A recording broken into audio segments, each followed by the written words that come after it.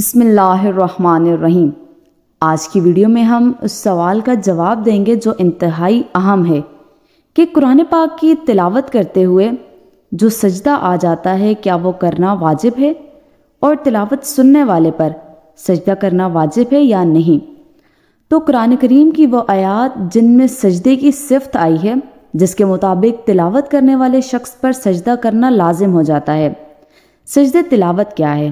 قرآن کریم میں چند مقامات ایسے ہیں جن کی تلاوت کرنے یا کسی تلاوت کرنے والے سے سننے سے سجدہ واجب ہو جاتا ہے، اسے سجدہ تلاوت کہتے ہیں۔ ان سب کو سجدۃ التلاوہ بھی کہا جاتا ہے۔ قرآن کی وہ آیات جن کو پڑھتے یا سنتے ہوئے سجدہ واجب ہو جاتا ہے، ان آیات پر سجدہ کرنا متفق ہے، مگر اس کے واجب ہونے میں اختلاف ہے۔ امام ابو حنیفہ کے نزدیک سجدہ تلاوت واجب ہے۔ تو قرآن حکیم میں 14 آیات ایسی ہیں جن کی تلاوت کرنے یا کسی سے سننے کے فوراً بعد سجدہ واجب ہو جاتا ہے، اسے سجدہ تلاوت کہتے ہیں۔ جیسا کہ حدیث مبارکہ سے ثابت ہے، کان النبی صلی اللہ علیہ وآلہ وسلم یقرأ السورۃ التی فیہا السجدۃ فیسجد ونسجد حتی ما یجد احدنا مکانا لموضع جبہتہ۔ حضور نبی اکرم صلی اللہ علیہ وآلہ وسلم جب سجدہ تلاوت والی سورت کی تلاوت فرماتے تو سجدہ کرتے، اور ہم بھی آپ کے ساتھ سجدہ کرتے، حتیٰ کہ ہم سے بعض کو اپنی پیشانی رکھنے کے لیے جگہ نہیں ملتی تھی۔ نماز سے باہر سجدہ تلاوت کا بہتر طریقہ یہ ہے کہ کھڑے ہو کر سجدہ تلاوت کی دل سے نیت کرے، بعد ازاں ہاتھ اٹھائیں، بغیر اللہ اکبر کہہ کر سجدہ میں چلا جائے، اور کم از کم 3 بار سبحان ربی الاعلیٰ کہے، پھر اللہ اکبر کہتا ہوا کھڑا ہو جائے۔ اگر بیٹھنے کی حالت میں سجدہ تلاوت کیا تب بھی ادا ہو جائے گا۔ سجدہ تلاوت سننے یا تلاوت کرنے کے بعد فوری ادا کرنا بہتر ہے، لیکن تاخیر ہونے کی صورت میں بعد ازاں بھی ادا کیا جا سکتا ہے۔ اب سجدہ تلاوت کے معنی کیا ہیں؟ سجدہ تلاوت اس سجدہ منفردہ کو کہتے ہیں جو نیت کر کے 2 تکبیروں یعنی سجدہ میں جانے اور اٹھنے کی تکبیروں کے درمیان میں کیا جاتا ہے۔ ہیا سجدۃ مفردہ منویۃ مخفوفہ بین التکبیرین۔ سجدہ تلاوت کا حکم۔ سجدہ تلاوت کے مشروع ہونے میں سب کا اتفاق ہے، البتہ اس کے وجوب میں اختلاف ہے۔ امام ابو حنیفہ کے نزدیک واجب ہے، امام مالک، امام شافعی اور امام احمد کے نزدیک سنت ہے۔ سجدہ تلاوت کی فضیلت کیا ہے؟ ابو ہریرہ نبی کریم صلی اللہ علیہ وآلہ وسلم کا یہ ارشاد نقل فرماتے ہیں، جب ابن آدم آیت سجدہ پڑھ کر سجدہ کرتا ہے تو شیطان الگ ہو کر روتا ہے اور اس حسرت کے ساتھ کہتا ہے، ہائے افسوس، ابن آدم کو سجدہ کا حکم دیا گیا تو اس نے سجدہ کر لیا، بس اس کے لیے جنت ہے، جبکہ مجھے سجدے کا حکم دیا گیا تو میں نے انکار کر لیا، بس میرے لیے جہنم ہے۔ سجدہ تلاوت کس پر؟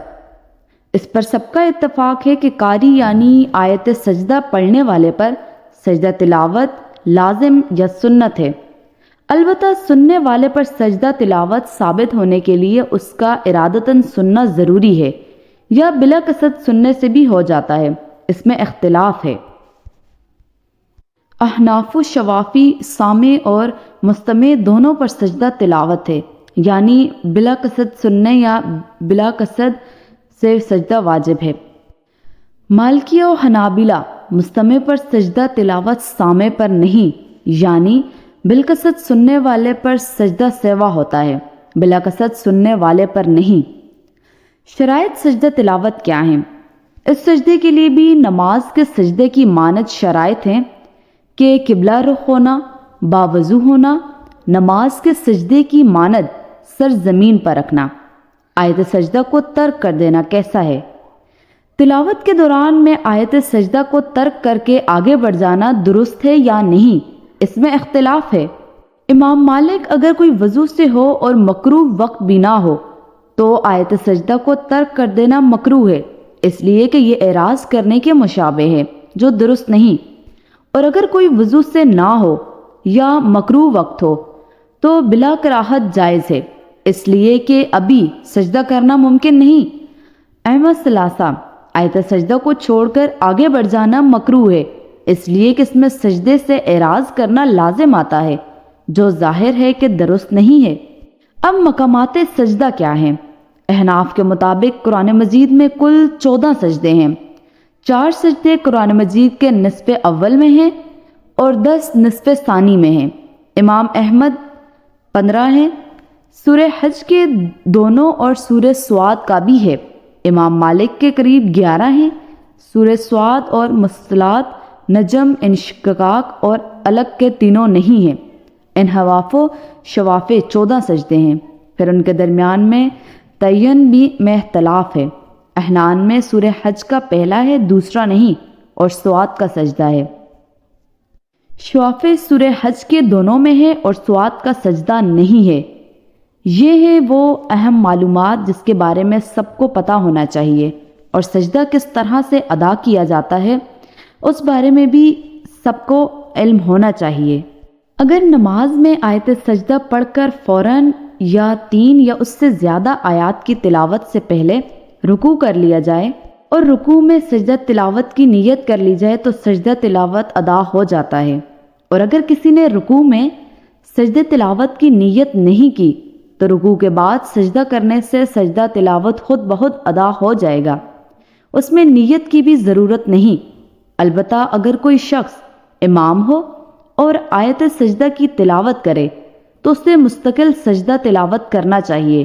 نماز کے رکوع میں سجدے کی نیت کر کے سجدہ تلاوت نہیں ادا کرنا چاہیے، کیونکہ امام نے اگر رکوع میں سجدہ تلاوت کی نیت کی تو ہر مقتدی کا امام کے ساتھ رکوع ہی میں سجدہ تلاوت کی نیت کرنا ضروری ہوگا، اور اگر کسی مقتدی نے امام کے ساتھ رکوع میں سجدہ تلاوت کی نیت نہیں کی تو اس کا سجدہ تلاوت ادا نہیں ہوگا، خواہ اس مقتدی کو امام کی نیت کا علم ہو یا نہ ہو، اور امام کی نیت مقتدیوں کے حق میں کافی نہیں ہوگی، خواہ نماز سری ہو یا جہری۔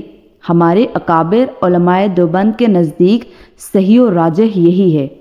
اب سجدے کے مقامات 14 ہیں یا 15؟ یہاں پر اس موضوع میں سجدہ سے مراد نماز کا 2 سجدہ نہیں بلکہ قرآن کریم کے 15 مقامات کی تلاوت پہ ایک سجدہ کرنا ہے، جسے سجدہ تلاوت کہتے ہیں، خواہ وہ مقام نماز کے دوران آئے یا بغیر نماز کے۔ احناف کی طرح شافعیہ کے نزدیک بھی 14 سجدے میں ہیں، البتہ سورہ حج میں شافعیہ کے نزدیک 2 سجدے اور امام ابو حنیفہ کے نزدیک 1 سجدہ ہے۔ اہل حدیث 15 سجدے مانتے ہیں۔ اس کی وجہ یہ ہے کہ ابو داؤد میں حدیث ہے، ترجمہ عمر بن عاص رضی اللہ تعالیٰ عنہ سے روایت ہے کہ رسول اللہ صلی اللہ علیہ وآلہ وسلم نے ان کو قرآن کریم میں 15 سجدے پڑھائے، ان میں سے 3 مفصل ہیں اور 2 سورہ حج میں ہیں۔ جزاک اللہ خیر، اللہ حافظ۔